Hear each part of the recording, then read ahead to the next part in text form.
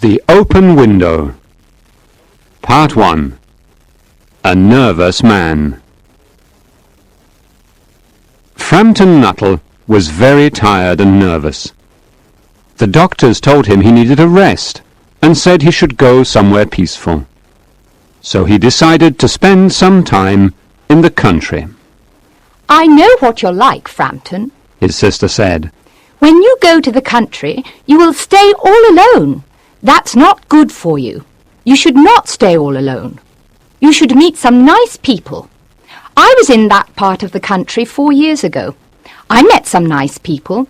I will write you some letters of introduction and you can meet them." "I am not sure that is a good idea," objected Frampton. "Maybe I shouldn't. After all, I don't know any of those people."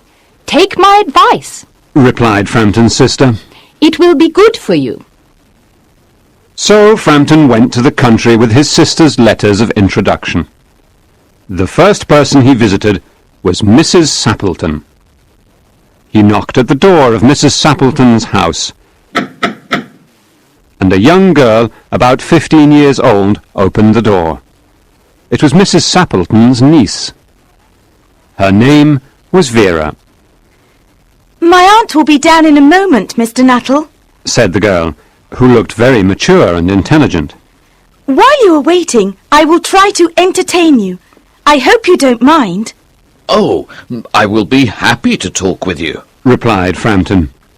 He did not want to offend the girl, but he wondered if going to meet new people was really good for his health. In fact, he felt quite nervous, and he hoped that Mrs. Sappleton was nice. "Do you know many of the people round here?" asked Mrs. Sappleton's niece, after a few minutes of silence. "No," replied Frampton. "I don't know anybody around here. My sister stayed here 4 years ago, and she gave me some letters of introduction to some of the people here." Frampton felt more and more nervous, and he was more and more convinced that it was a bad idea. He needed rest, not new friends. "Then you know practically nothing about my aunt," continued the confident young lady. "I know only her name and address," admitted Frampton. He was wondering whether Mrs. Sappleton's husband was alive or dead. Looking at the room, he thought that a man must live there. "My aunt's great tragedy happened exactly 3 years ago," said the girl. "That was after your sister was here." "Your aunt's tragedy?" asked Frampton. He thought the country was very peaceful. He could not imagine a tragedy there. "You probably wonder why we keep that window open on a cool October evening," said Vera. In fact, behind Frampton's chair there was a large French window that opened onto a lawn. "It is very warm for this time of the year," said Frampton. "But is that window connected with the tragedy?" "Exactly 3 years ago, my aunt's husband and her 2 younger brothers went out through that window. They were going hunting. They never came back. While they were going to their favourite hunting spot, they fell into a bog. That particular summer it rained a lot. The bog was normally safe, but after the rain it became very dangerous. Their bodies were never found. That is the most horrible part of the story." Until this moment, the young girl had seemed very calm. Now she seemed a little frightened, and her voice trembled as she continued the story. "My poor aunt thinks that her dead husband and brothers will return someday, together with the dog that went with them. She thinks that they will walk into the house through that French window, as they always did before they died. That is why that window behind you is kept open until dark. My poor aunt, she has often told me every detail of that terrible day. Her husband carried a white raincoat over his arm. Her youngest brother was singing the song, 'Bertie, why do you bound?' He sang this song to make fun of her. Sometimes, Mr. Nuttall, I have the strange feeling that they will return. that they will walk in through that window. It's horrible. Really horrible. She stopped telling him her sad story. Frampton was happy when the aunt came back into the room. I hope my niece is entertaining you, Mr. Nuttall. Mrs. Sappleton said. She is very interesting, Said Frampton nervously. Part 2. Mental Excitement. I hope you don't mind the open window. Said Mrs. Sappleton quickly. My husband and my brothers will be back from hunting soon. They always come into the house through that window. Today they went to the bogs to hunt for snipe. When they come home, I am sure they will make a mess of everything. You know what men are like. Mrs. Sappleton continued to talk about hunting. She told Frampton that there were not many snipes that year. She said that she hoped there would be a lot of ducks in November.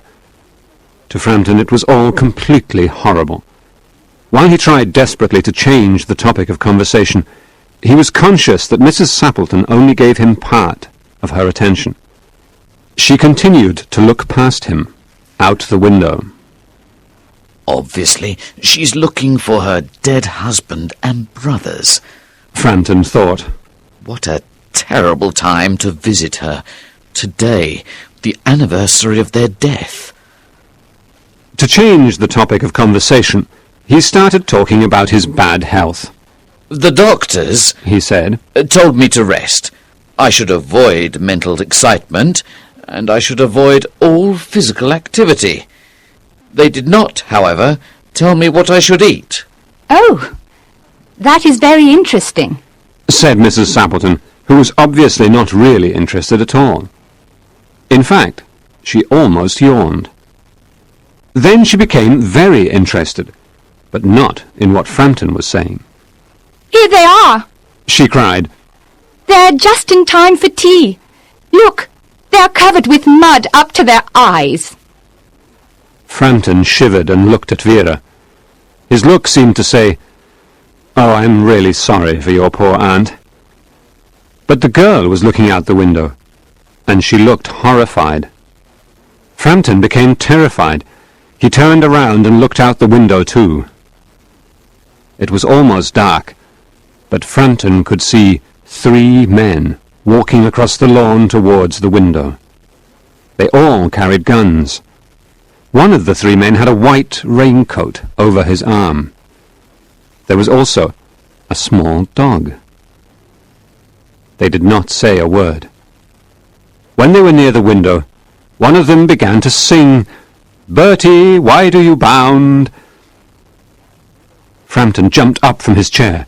He picked up his coat and ran out of the house to the road and was never seen again. "Here we are, my dear," said the man who was carrying the white raincoat over his arm. "I'm sorry we are a little muddy. Who was that man who ran away?" A very strange man. His name is Frampton Nuttall. Said Mrs. Sappleton. He only wanted to talk about his bad health, and then he ran away without saying goodbye and without apologizing, as if he had seen a ghost. I think he ran away because he saw the dog. Said Mrs. Sappleton's niece calmly. He told me that he was very afraid of dogs. When he was in India many years ago, he was attacked by a pack of wild dogs. He ran into a cemetery and had to spend the night in a newly dug grave. The dogs growled and snarled above him for the entire night. So you can understand why he is so afraid of dogs. Inventing fantastic stories was Vera's speciality. The Penance. Part 1. The Beast. Octavian Ruttall was an active, friendly person. He liked people, and it was important to him that people liked him. For example, there were 3 children who lived in the house next to his. Octavian thought that he should know their names, their birthdays, and their favourite toys. But he only knew that their parents lived in India, and that they lived with their aunt and uncle. Occasionally, Octavian saw that the three children were looking down from the wall that divided the two properties. They never said anything. They just watched carefully everything he did. Octavian was a farmer. He had pigs, chickens, and other animals. One day, Octavian looked in the chicken coop and found some blood and feathers. Some animal had killed one of his chickens. More and more chickens were killed. Octavian looked carefully for the animal that was killing his chickens. One day, he saw a cat walking around the coop. He was sure that the cat was the killer. Unfortunately, the cat belonged to the three children. Octavian went to the children's house and explained his problem to their uncle. The uncle agreed that the cat had to be killed. The children will be upset, but you don't have to tell them, was the uncle's last word on the matter. The next day, Octavian waited for the cat. When it arrived, he shot at it with his hunting rifle and missed it. The cat tried desperately to escape. Octavian shot again and missed it again. Then the cat ran out into a field where there was a large oak tree. It climbed up the tree, and now it was trapped. Octavian walked up to the tree, pointed his rifle at the cat, and shot. This time he did not miss, and the dead cat fell to the ground. Octavian told the gardener to bury it near the oak tree. Octavian felt very bad about killing the cat, but he had to do it. It was killing his chickens. He walked slowly back to his house, and as he walked near the wall, he looked up and saw that the three children were staring at him. They had seen everything. Now they were looking at Octavian. Their expression showed how much they hated him. "I am sorry, but I had to do it," said Octavian sincerely. Beast! Was the answer the three children gave with great intensity. He saw that it was impossible to explain the situation to the children at that moment. He decided to wait a few days before he tried to make peace with them. 2 days later, he went to the sweet shop and asked for a large box of chocolates. He didn't want the first 2 boxes that the shopkeeper showed him. One had a picture of a cat on the cover, and the other had a picture of some chickens. Finally, the shopkeeper brought him a box decorated with flowers. Octavian sent the box to the children, and later received a note saying that they had received the present. The next day, he felt much better when he went to look at his chicken coops and pigsties. He saw that the 3 children were looking down from the wall, but they were not looking at him. Then Octavian noticed that here and there in the grass were pieces of chocolate and their shiny wrappers. It looked like a greedy child's paradise. The children had thrown his presents back at him. Part 2. Unbeast. Octavian felt even worse when he found more blood and feathers in the coop. Apparently, the cat was innocent. Some other animal was the real killer. The cat had probably come near the coop looking for rats. The children learned from the servants that the real killer was not their cat, and one day Octavian found a piece of paper on which was written, "Beast, rats eated your chickens." Now more than ever, he wished to find some way to make peace with the children. One day, he had an inspiration. His 2-year-old daughter, Olivia, usually spent a couple of hours with him while her nursemaid ate lunch. About the same time, the children appeared on the wall. Octavian walked with Olivia near the wall, and he saw that the children seemed very interested. "My Olivia," thought Octavian, will be able to succeed where I have failed. He brought Olivia a large yellow dahlia. Then he looked up at the children on the wall and asked, Do you like flowers? They nodded their heads solemnly. Which do you like best? He asked, Those with all the colours over there. answered the children, pointing to a group of sweet peas at the other end of the garden. Octavian ran happily to get the flowers for the children. He pulled up lots and lots of flowers of all different colours, and then he returned to the wall to give them to the children. But there was no one on the wall. The children had gone, and what is more, Olivia had gone too. Down in the meadow, the three children were pushing a go-kart very fast towards the pigsties. It was Olivia's go-kart, and she was on it. Octavian stared for a moment at the rapidly moving group, and then started to run after them. When he arrived at the pigsties, he saw the children climbing on the roof with Olivia. They were old buildings, and could not support Octavian's weight. What are you going to do with her? He shouted. It was obvious from the expression on their faces that they were going to do something bad, We're going to cook her over a fire. said one of the boys, who had obviously read English history. Throw her down and the pigs will eat all of her except the palms of her hands. Said the other boy, who had obviously read biblical history. The last proposal alarmed Octavian the most. He had heard of cases where pigs had eaten small children.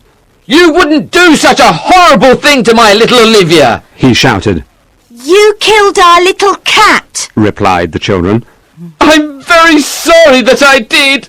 Said Octavian, We will be very sorry when we kill Olivia. said the girl. But we can't be sorry until we have killed her. Before Octavian could think of an answer to this child logic, he saw Olivia fall from the roof into the muck below. He went quickly over the wall of the pigsty to rescue his daughter, but found himself trapped in the muck.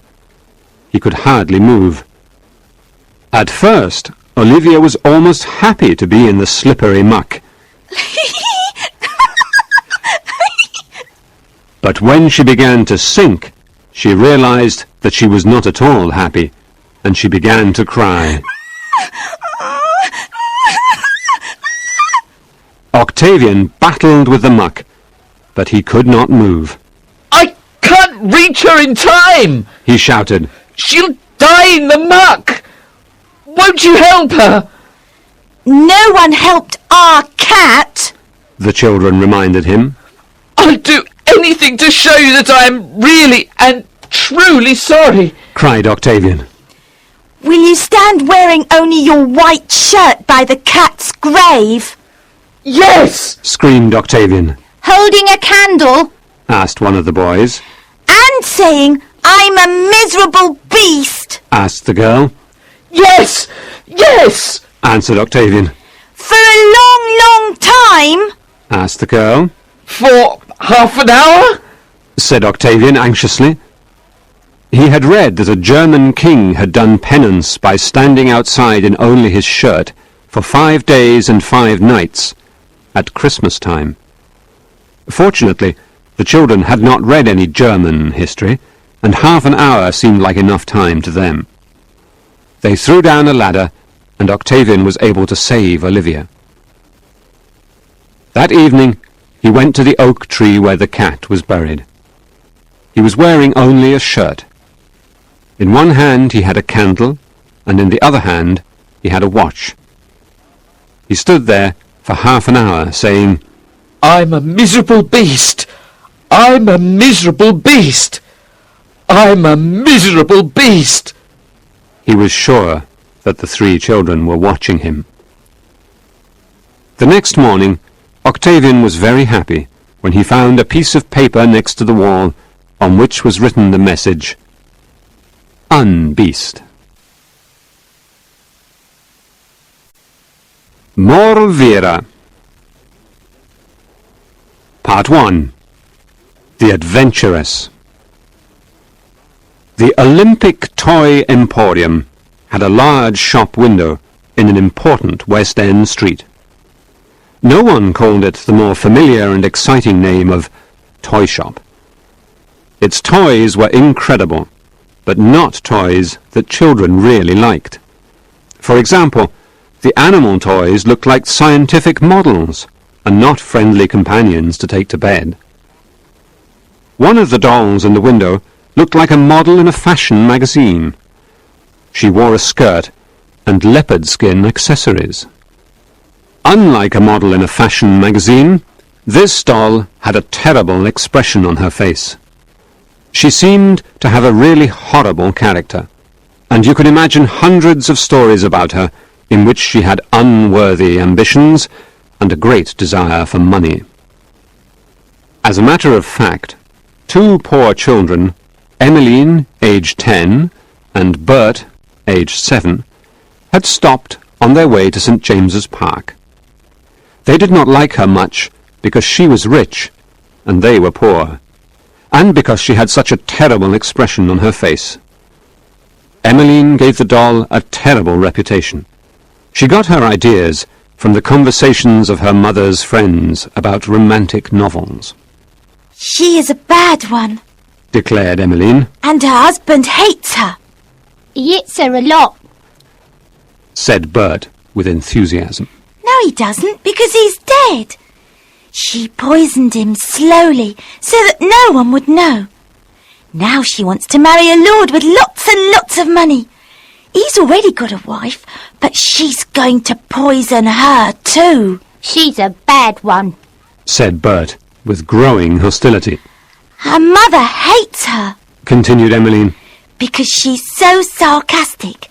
She's greedy too. If there is fish for dinner, she eats her own share and her little girl's share too, and her little girl is delicate. She had a little boy once, Said Bert. but she pushed him into the water when nobody was looking. No, she didn't. Said Emmeline. She sent him away to live with some poor people, and they treat him very badly. What's her name? Asked Bert, thinking that such an interesting personality should have a name. Her name? Said Emmeline, thinking hard. Her name is Malvira. She thought this seemed like the name of an adventuress in a film. She hasn't paid for the clothes she's wearing, and she will never pay for them. She thinks that the rich lord will pay for them, but he won't. He has already given her lots of jewels. He won't pay for the clothes. Said Bert with conviction. It seems that there is a limit to the weak good nature of a rich lord. Part 2. Revenge. At that moment, a motor car with servants drove up to the Emporium. A large lady and a sulky little boy stepped out. He was wearing a very white sailor suit. Now, Victor, Said the lady. come and buy a nice doll for your cousin Bertha. She gave you a beautiful box of soldiers on your birthday, and you must give her a present on hers. Bertha is a fat little fool. Said the little boy loudly. Victor, Said his mother. you shouldn't say such things. Bertha is not a fool, and she is not fat. You must come in and choose a doll for her. They then walked into the shop. He is in a bad temper. Exclaimed Emmeline. However, she and Bert believed him when he said that his cousin was fat and foolish. I want to see some dolls. Said the mother to the shop assistant. It's for a girl of 11. A fat little girl of 11. Added Victor. Victor, if you say such rude things about your cousin, you will go to bed the moment we get home without tea. This is one of the newest dolls. Said the assistant, taking Malvira out of the shop window. You won't find anything newer anywhere. It's an exclusive design. Look, Whispered Emmeline outside. they have taken Malvira. She was both excited and a little sad. She really wanted to look at Moll Vera a little longer. She's probably going away in a carriage to marry the rich lord, Said Bert. She's up to no good. Said Emmeline seriously. Inside the shop, Victor and his mother bought the doll. It's a beautiful doll, and Bertha will be very happy with it. Said Victor's mother. Oh, very well. Said Victor sulkily. But we don't have to wait for him to wrap it. We can take it directly to Bertha's house so that I don't have to write, "For dear Bertha, with Victor's love," on a piece of paper. Very well. Said the mother. We can go to Bertha's house on the way home. You must wish her happy birthday and give her the doll. But I won't let the little beast kiss me. Said Victor. His mother said nothing, because, in the end, Victor had not acted so badly. When he wanted, he could be terribly naughty. Emmeline and Bert were just walking away from the window when Victor came out, holding Moll Vera. She seemed to have a look of triumph on her face. As for Victor, he had a peaceful look on his face now. He seemed to have accepted his defeat. His mother got into the motor car and gave directions to the driver, and Victor got in beside her, holding the elegantly dressed doll.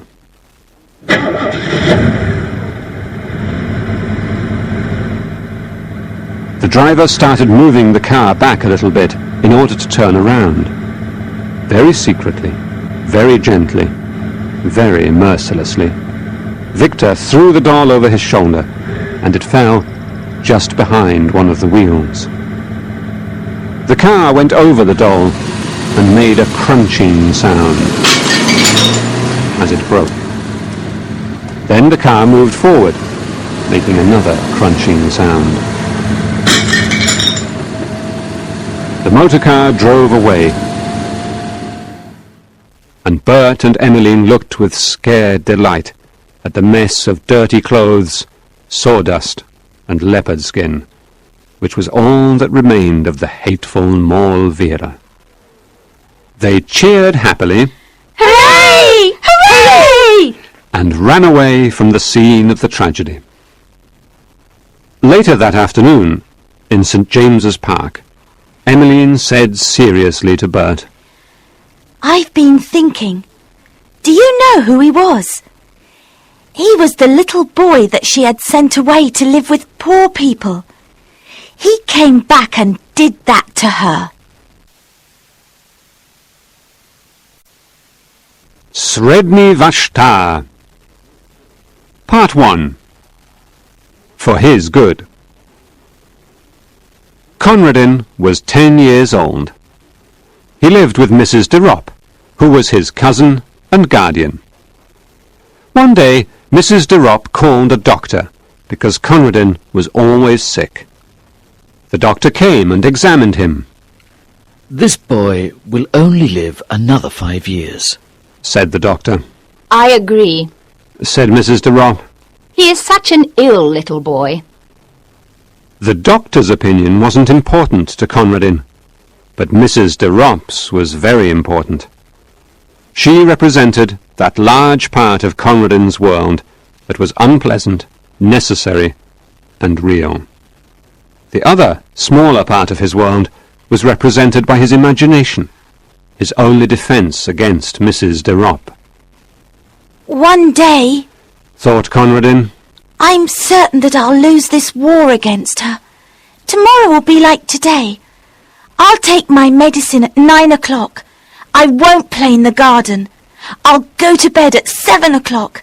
Every day I'll do these things, and in the end, I'll die.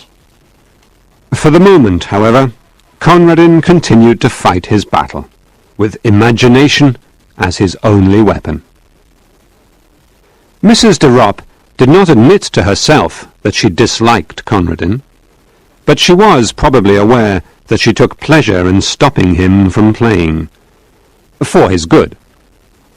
Conradin hated her, but he was able to hide this hate, He enjoyed his few pleasures very much, because he knew that Mrs. de Ropp did not approve. There was a garden behind the house, but Conradin never played there.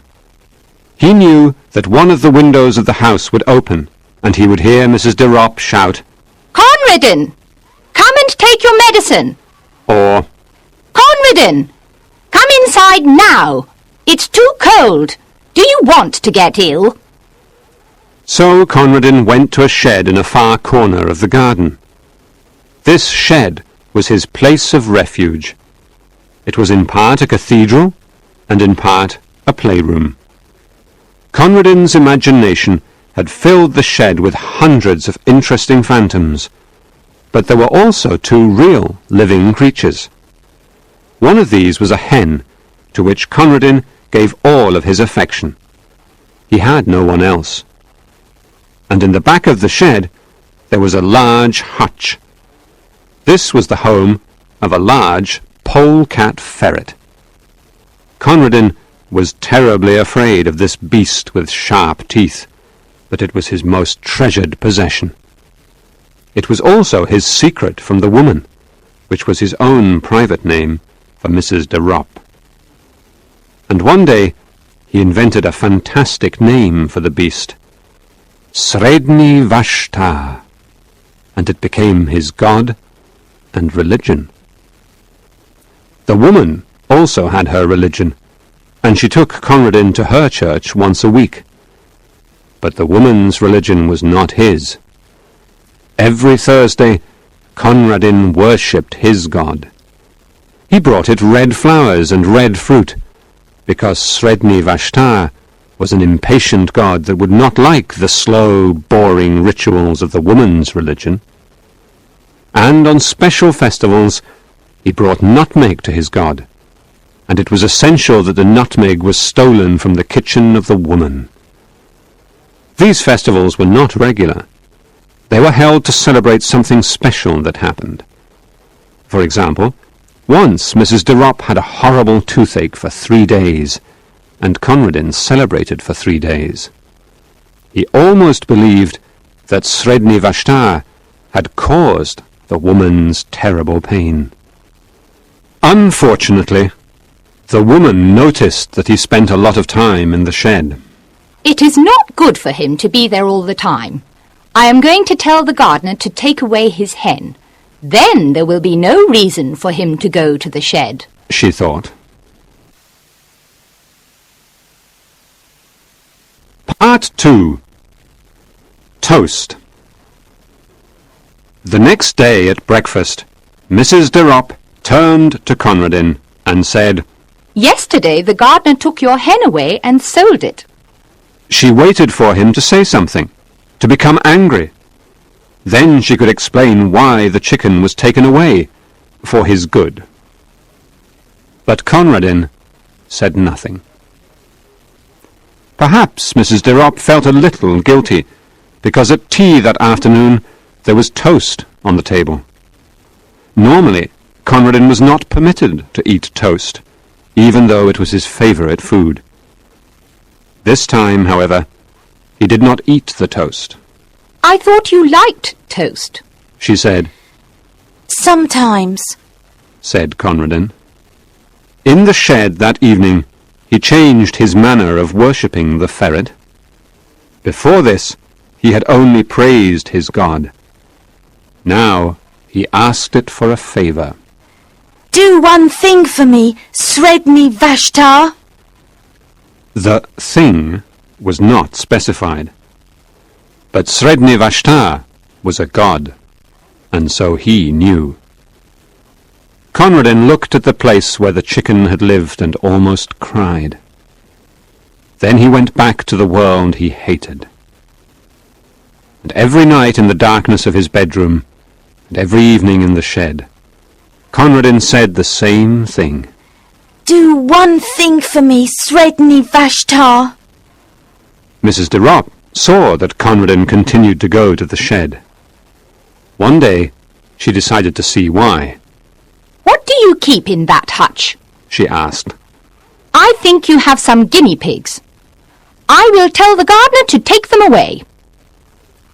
The woman then went to Conradin's bedroom to find the key to the hutch. When she found it, she went directly to the hutch to complete her discovery. From a window of the dining room, Conradin could see the door of the shed. He saw that the woman entered. He imagined that she was opening the door of the sacred hutch and trying to see what was hidden inside. Perhaps she would put her hand inside. Conradin said his prayer for the last time. But he knew as he prayed that he did not really believe that the polecat ferret was a god. I'm sure that she will come out in a minute. Conradin thought. With the hutch in her hand. She will have a smile on her face. I hate her smile. Then she will call the gardener and tell him to take away my wonderful god, who is not even a real god. She will win because she always wins, and I will grow sicker and sicker, and she will be right, and the doctor will be right, and I will die. Conradin began to sing loudly to his god. Sredni Vashtar went forth. His thoughts were red thoughts, and his teeth were white. His enemies called for peace, but he brought them death. Sredni Vashtar the beautiful. And then he stopped singing and went near the window. He could see the door of the shed was still open. Time went very slowly. 1 minute, 2 minutes, 3 minutes, but it went. He watched the birds in the garden. They flew in little groups from tree to tree. He counted them. 1, 2, 3, 4, 5, and then he counted them again. A maid came in with the table for tea, and still Conradin watched. Minutes were moving, and there was hope for the first time. Perhaps victory was near. He started singing again. Sredni Vashtar went forth. His thoughts were red thoughts, and then he saw what he wanted to see. The long yellow and brown beast came out from the shed into the bright sunlight. Its fur was dark with blood. Conradin fell on his knees. The great polecat ferret went to a small stream in the garden. It drank, crossed a little bridge, and then vanished. Tea's ready, Said the maid. Where is Mrs. de Ropp? she went down to the shed a half an hour ago. Said Conradin. The maid left the room to call Mrs. de Ropp. When she had gone, Conradin opened a drawer, pulled out a toasting fork, and started to toast a piece of bread. While he was toasting the bread and putting enormous quantities of delicious butter on it, he listened to the noises that came from downstairs. He heard the maid screaming, Ah!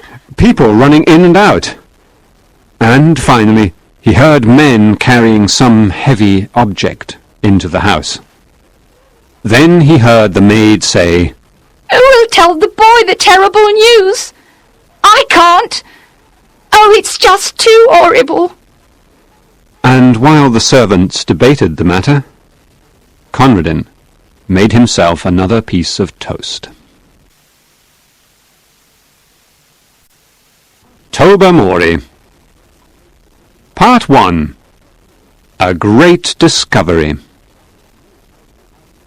Lady Blemley knew that her house party was going to be difficult to organise because it would continue for several days, and the guests would have to sleep in her large house. She always tried to invite guests who were talented and entertaining. Some people were invited because they were good at playing cards, others because they were good at acting, and others because they were good at playing the piano. After all, it was difficult to entertain guests for 3 or 4 days. To this particular house party, Lady Blemley invited Cornelius Appin. People said that he was clever, and, in fact, Cornelius seemed like the name of a clever man. But when he was at the party, Lady Blemley could not understand why people thought he was clever. He said very little. One afternoon it was raining, and all the guests were in the living room. Cornelius Appin said, I have made the most important scientific discovery in the history of the world. I have worked on this particular problem for many years.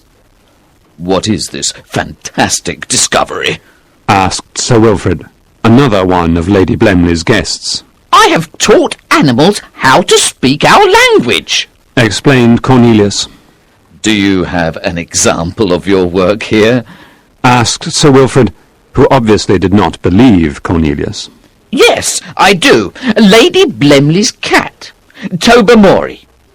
Tobermory is my best student, answered Cornelius.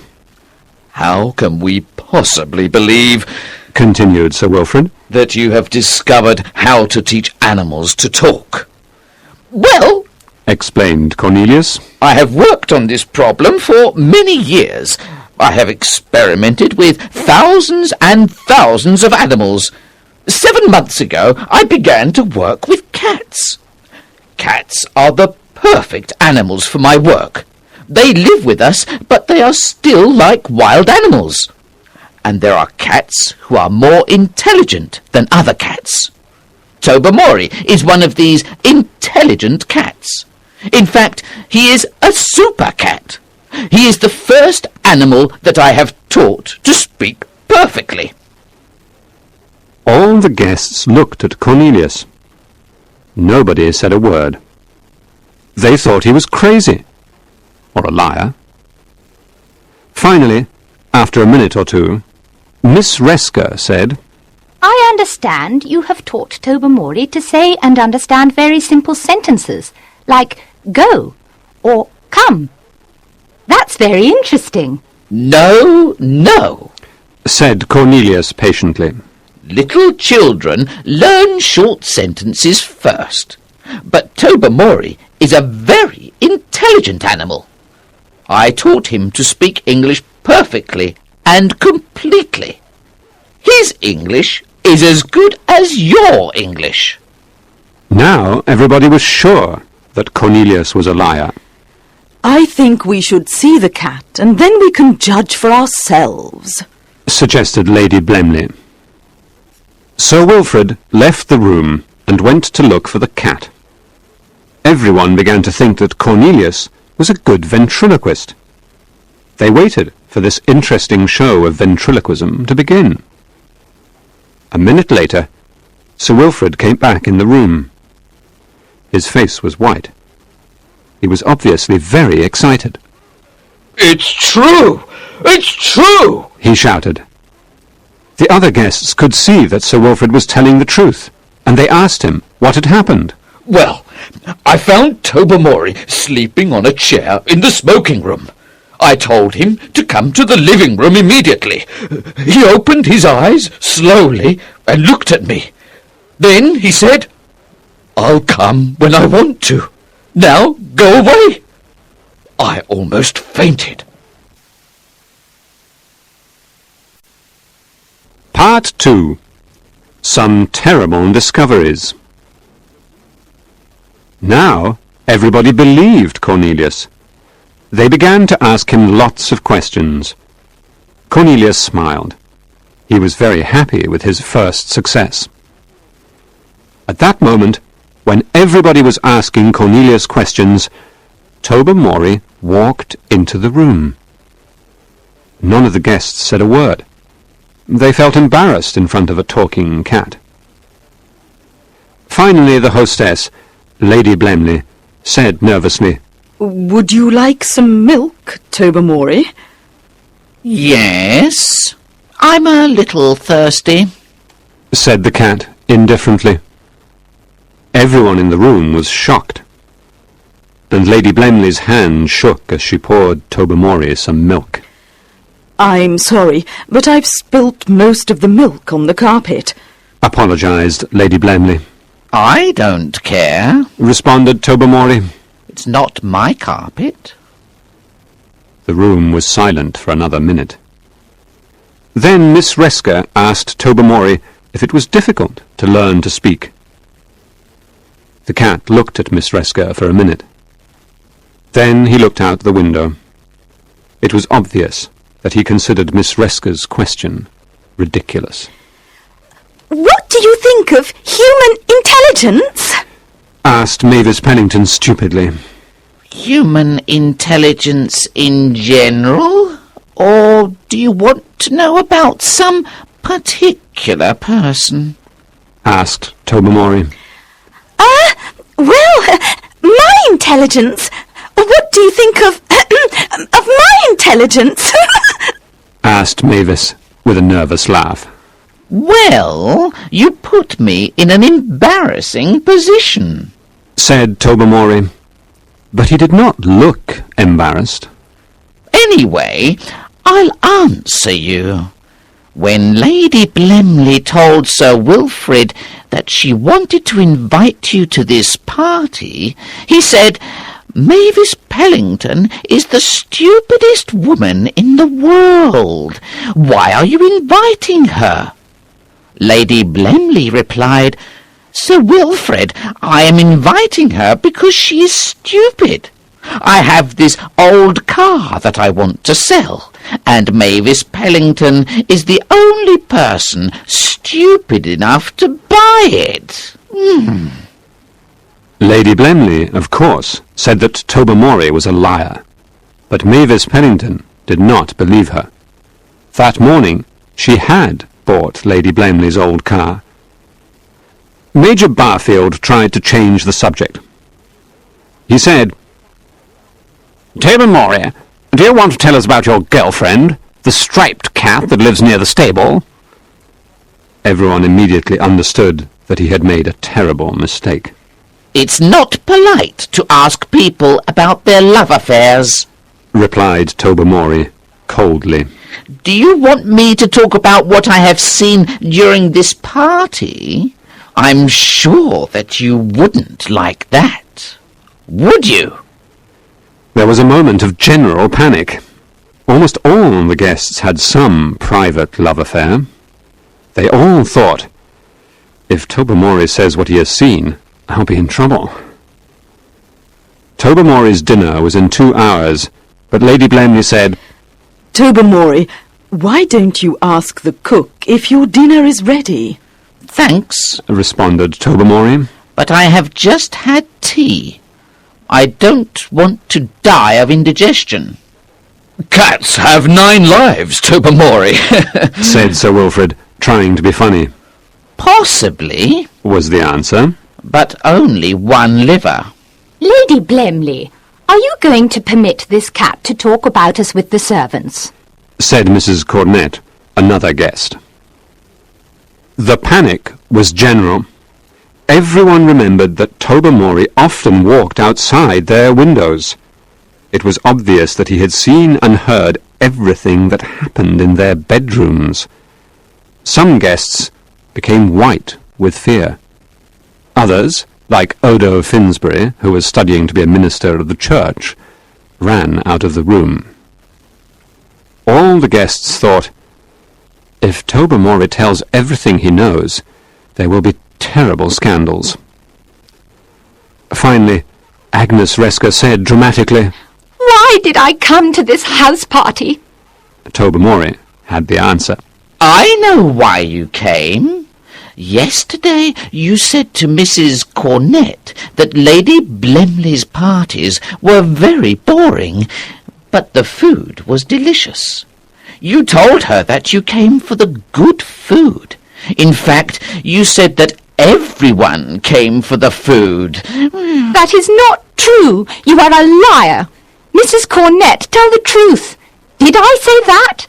Tell the... Then Mrs. Cornett told Bertie von Tan what you said, Continued Tobermory. and he said that Agnes Resker went anywhere she could get free food, and then... Fortunately for the guests, at that moment Tobermory stopped his story.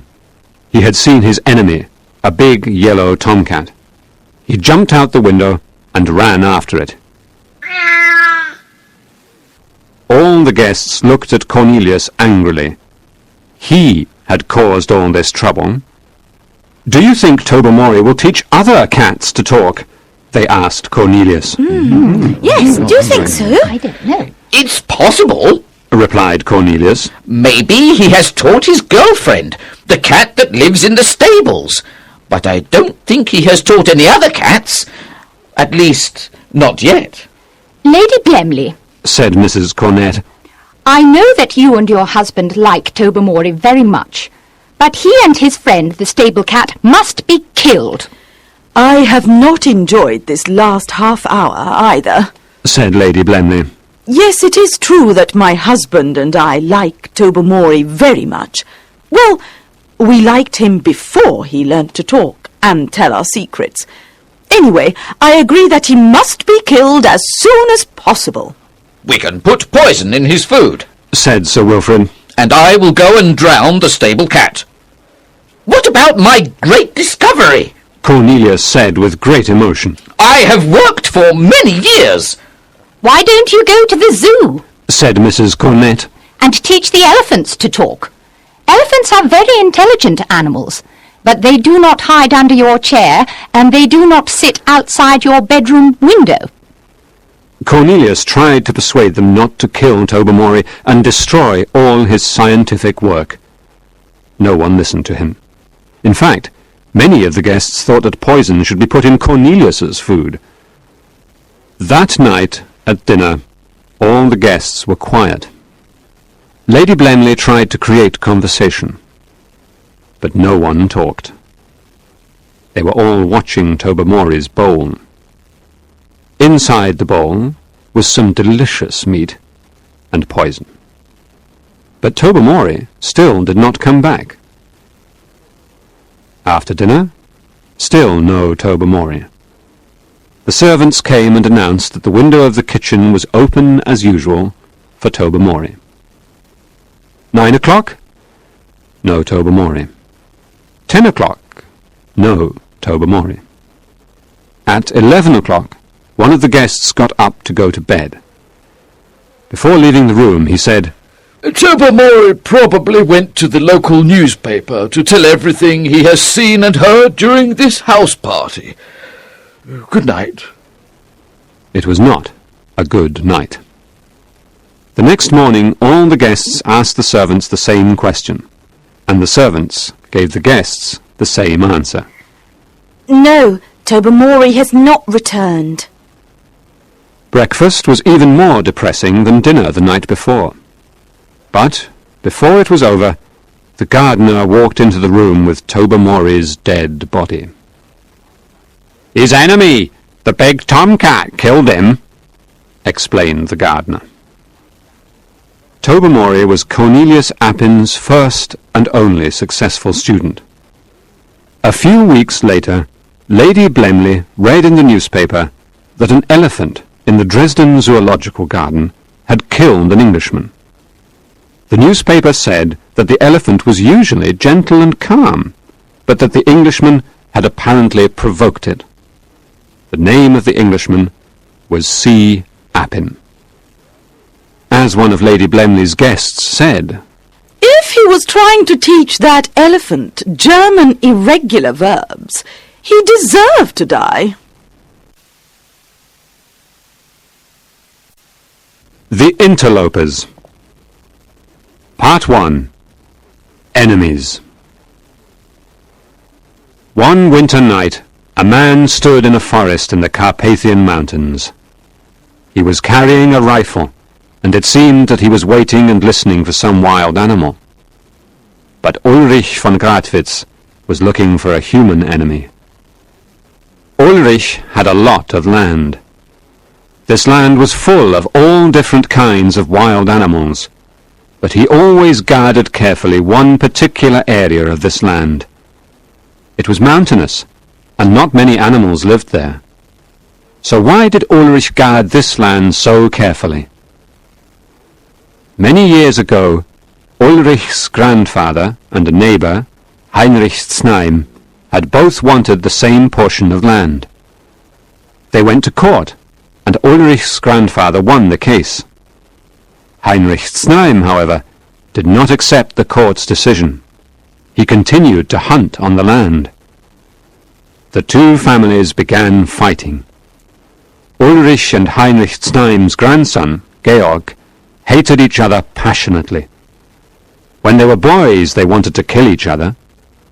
Now they were men, and they each wanted the other to suffer. This night, Ulrich and his forest guards were out looking for Georg and his men. It was a stormy night, and the wind was strong. Ulrich saw deer running from the contested area of land.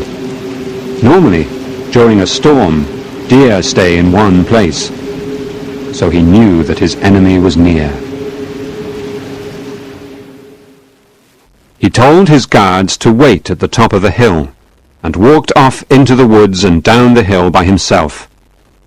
He listened carefully for the sound of branches breaking. I hope, He said to himself, I will meet Georg Znaim tonight man to man. If I kill him here, no one will ever know. At that moment, as Ulrich walked around the trunk of a gigantic tree, he came face to face with Georg Znaim. The enemies stared at each other for a long, silent moment. Each man had a rifle in his hand. Each man had hate in his heart. And each man had murder in his thoughts. But it is difficult for a civilized man to shoot his neighbor in cold blood. They had to say something. At this moment, however, the wind blew particularly hard, and there was a crash.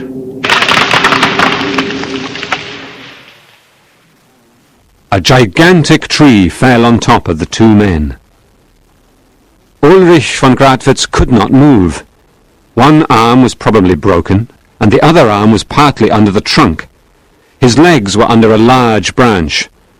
His face was badly cut, and he had to blink several times to move the blood from his eyes. Almost next to him lay Georg Znaim, alive and fighting to move. Ulrich could see that he was in almost the same condition. Ulrich was both happy to be alive and angry at his situation. Georg was almost blind from the blood that flowed into his eyes from cuts on his forehead. He stopped moving for a moment to listen, and then he laughed angrily. "Ha ha! So you weren't killed," said Georg. "But you're caught anyway. That's very funny.